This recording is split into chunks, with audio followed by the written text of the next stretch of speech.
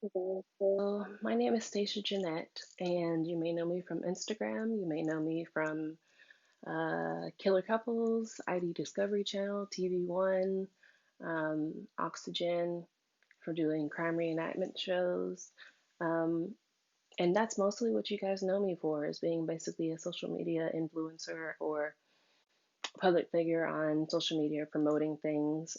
I own V Vigilante and B Promotions. And but today I wanted to talk to you guys about something that is really, I don't know, kind of hard to talk about and deal with at the same time. But I felt what better time to talk about it than while I'm going through it. So um,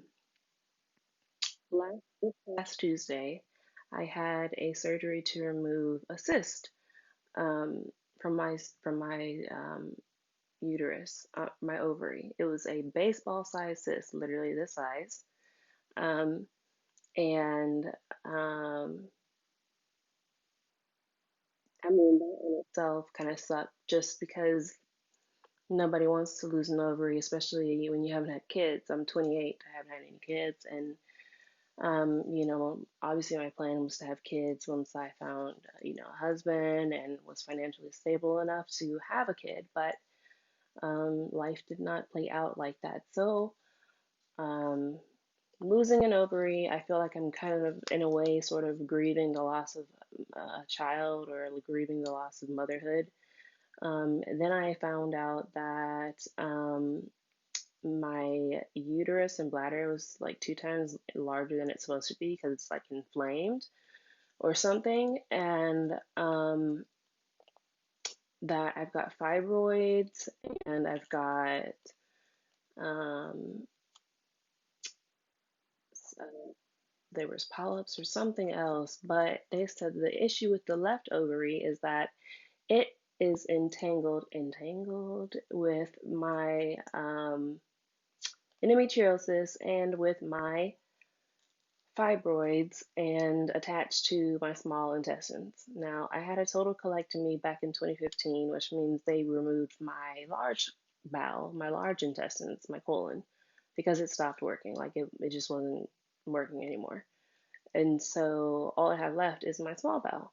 Um, so when they were in the operating room, a GI doctor, GI surgeon, gastrointestinal surgeon did come in to assess what could be done about the left ovary, and they were like, we should probably leave that alone until we have time to talk to her about what the options will be for this. And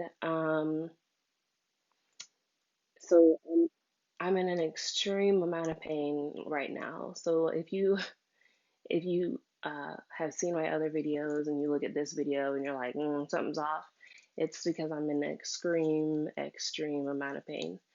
Um, so I went back today or yesterday um, to the doctor because I was in so much pain. Like I can't take deep breaths in without it hurting, just like right below my rib right here. And they're thinking it's gallbladder related. And I'm just so tired. I'm so tired, honestly, of being passed around from doctor to doctor, from GI to OBGYN, GY, OBGYN, um, because nobody can seem to come to a mutual agreement about whether it's this or that. So um, I'm the one that's paying the price for it. And I've had 4 abnormal paps come back in my lifetime. And everybody has just said, let's just watch and wait, watch and wait. Well, we watched and we waited, and here we are now. So now my options are to have my left ovary removed as well, um, and then have a hysterectomy. And then after that, they are going to have to do a resection of my small bowel and have me in a temporary colostomy bag until I can heal up enough to reconnect me, if they can reconnect me. If they can reconnect me. Um,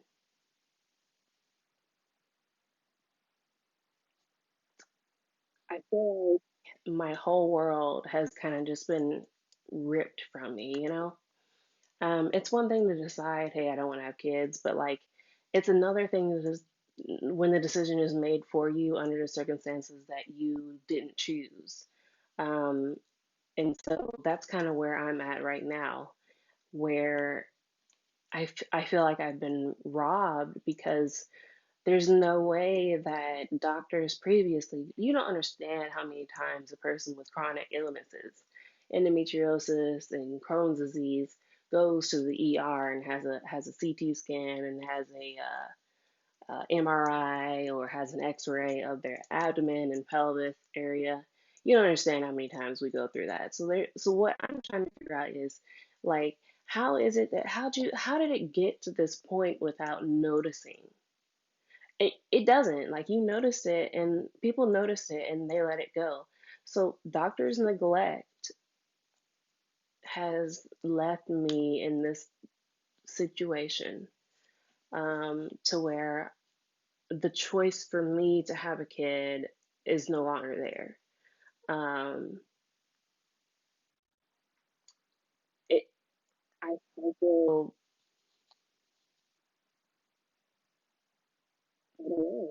I, I feel a combination of sad and angry, and I feel like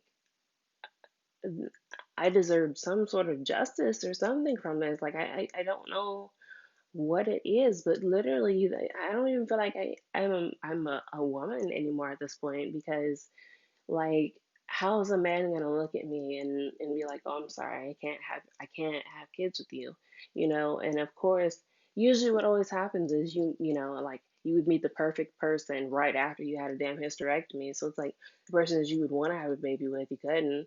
And I don't have the money to have my fucking eggs frozen or you know uh get a surrogate. I don't have that kind of money. Um, So it just sucks. It really sucks. And just the entire way that I've been treated in the healthcare system. I went up to Cleveland Clinic last year, 2019, at my worst, um, with all my blood work for my inflammatory markers were off the chart. And they didn't do anything. They gave me this balloon test to see if I could expel it out my butt. I couldn't pass that thing. And they didn't do anything. Um, they just didn't do anything. I went to Mayo, same situation. They didn't do anything. Vanderbilt, they didn't do anything. All the places that were supposed to be the best and give me answers and a cure turned me away and failed me and neglected me. Um, and so now here I'm left with um, facing a hysterectomy at 28, um, hopefully not having cervical, uterine, ovarian cancer, um, and not being able to have a kid. And that sucks so bad. Like, people don't people don't understand. Like people don't understand that I have literally been suffering since 15. I got diagnosed with Crohn's disease when I was 15 years old. Started taking biologic infusions, which is where they put the infusion bag inside you. That's a low dose of chemo chemicals. Um, I started off with Remicade, and that was the only drug that worked for me. Um, then my body built up antibodies to it, and then after that, um, shit went downhill. Like nothing worked after that. I've been on Entyvio for 4 years, and I and I found in one of the records where it said it's not even detected in my system. Like like the it's no longer even working. Like it's not even working to the point to where it's not even detected in my system. So they've had me on this medicine that hasn't even been working at all for who knows how long. These harsh chemicals pumping into my veins every 8 weeks. The doctor is supposed to do blood work to check, whenever you're on a biologic and make sure that everything's hunky dory. Um, he wasn't doing that, so I eventually switched to a new GI doctor, and he is doing better. But again, here's another situation where doctors have failed me. The healthcare system has failed me again. Um, but it makes me wonder, what else were they? What else did they find and they didn't tell me? Um, they just kept saying everything's normal, everything's normal, everything's normal, it's normal, everything's normal, normal, normal. But then, how do you get a golf ball sized cyst and overnight? You mean tell me you didn't notice that on any of the scans that you did? I, I'm I'm having a really difficult time understanding that, and I don't understand. I don't believe it, and I'm sorry. I call bull. I call bull 100% because he's on Thursday um, on the ultrasound. And do you know how many ultrasounds and x-rays I've had from 2015 to now? And they've all been like, oh, it's normal, it's normal, it's normal, it's normal, you're fine, nothing's there. It's all in your head, it's all in your head. It's not in your head, guys. If you feel like something is wrong with your body knows when something's wrong. You fight until you get the answers that you need. Because that's exactly what the hell I'm about to do. I'm gonna fight tooth and nail to the very end. Because this is not okay. It's not okay. Um, and I'm not gonna just sit back and like roll over and take it. You know what I'm saying? I'm not. Um, Negligent doctors have literally taken my life from me since the age of 15. I haven't been able to live a normal life. I have just lived a lie and put this persona on of this very strong and healthy individual, strong, independent, beautiful black woman. Um, but that is very much not the case. I mean, it is the case. I am, but I'm not a robot. I have emotions and I have feelings, and I'm sorry, my AirPods are not wanting to cooperate with me. But it's just,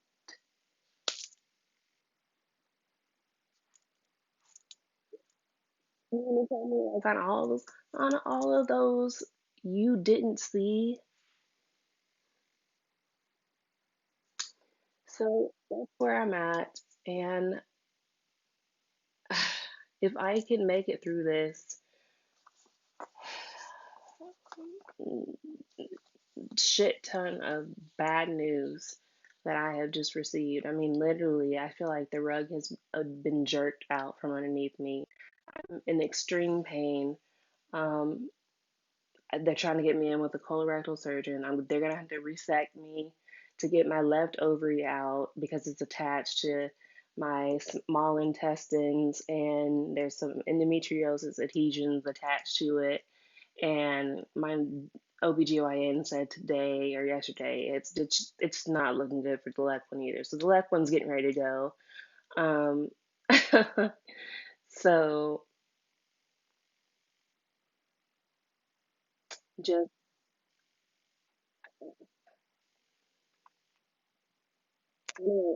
it's repulsing.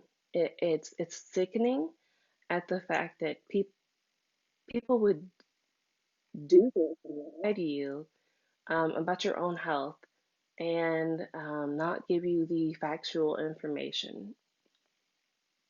Um, so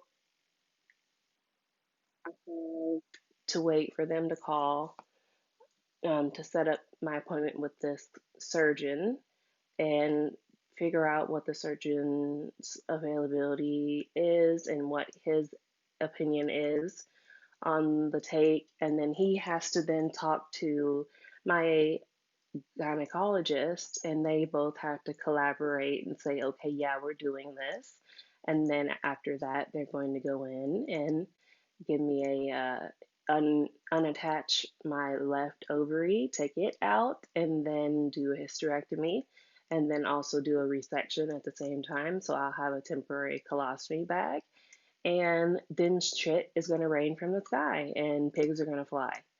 I have no idea what's going on. I'm just telling you guys what's happening in my life and what has been happening in my life. But even though I'm singing, my head is still above the water somehow. Um, so if you take this message with anything, leave with two things. Don't ever second guess yourself. If you feel like something is wrong with your body, you keep going to different doctors until you find some doctor that's going to listen to you. And it may be a challenge because it was a damn challenge for me. Um, it's not easy at all mentally. I don't have support like family support really. I have my mom, but my mom's going, I don't, my mom's going through stuff, and I have my dad, but my dad's my dad, and I don't talk to my sister much, so it's just me kind of dealing with it, and deal with it how you need to, as long as it's in a way that it's not going to harm you and it's not going to harm others. If you need to just shut yourself into your room for a while, then do it. As you can see, I've started doing a DIY project. I've got my canopy put up, and sorry, this medicine that they have me on is literally making me like feel like the Sahara Desert.